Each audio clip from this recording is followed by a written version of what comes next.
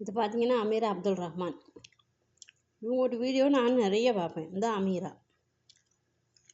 பார்த்தீங்களா, இந்த பொண்ணு இது அவங்க மாப்பிள்ளை, இந்த பொண்ணு இது அவங்க மக. இப்போ கொஞ்ச நாளாக அவங்க தங்கச்சும் வருது அந்த வீடியோவுக்கு. பார்த்தீங்களா, இவங்களெல்லாம் யாரும் வந்து அடிக்கலை, உதைக்கலை, மிதிக்கலை. அவங்களாம் வீடியோ பண்ணி போட்டுக்கிட்டு தான் இருக்காங்க.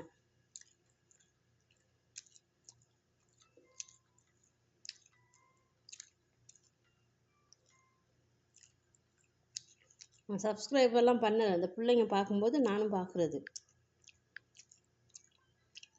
இவர் தான் அப்துல் ரஹ்மான்.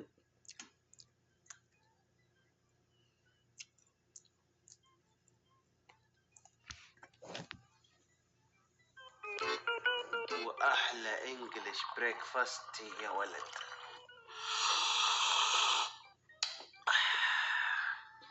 اي والله من جد على طاري دحين الانجلش بريكفاست، احنا زرنا كل بلدان العالم، الا بريطانيا ما زرناها. كيف كذا؟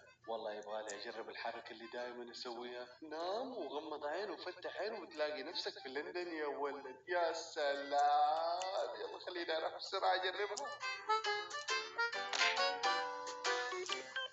நிறைய சேனல்ஸ் இருக்குதுங்க, டிவி சேனல்ஸ் கூட இருக்குது. பெண்கள்லாம் வந்து இப்போ பாட்டு படிக்கிறாங்க, பெண்கள் ட்ராமாவில் நடிக்கிறாங்க, செய்தி வாசிக்கிறாங்க, ப்ரோக்ராம் பண்ணுறாங்க. இந்த மாதிரி நிறைய விஷயங்கள் வச்சு நடத்திக்கிட்டு இருக்காங்க இங்கேயே.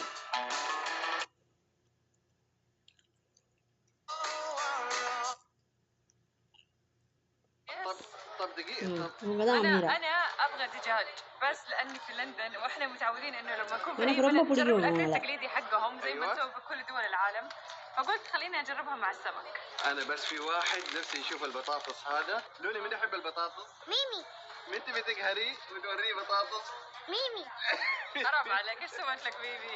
بس من جد بطاطس شكله مشهي، الحبه كبيره. ايوه.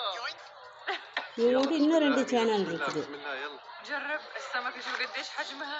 மக்களே هذا السمك بدون عظم. சந்தோஷமாக இருக்க விடுங்க மக்களை. ஹராம் தான்.